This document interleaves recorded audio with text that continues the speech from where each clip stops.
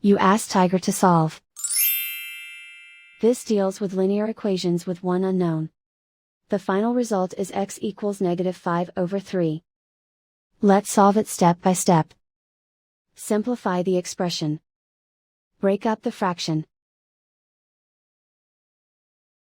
Simplify the fraction. Group all constants on the right side of the equation. Subtract 5/3 from both sides. Combine the fractions. Combine the numerators.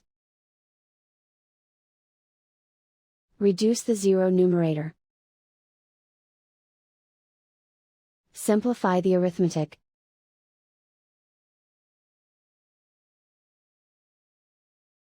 And so the final result is x equals -5/3.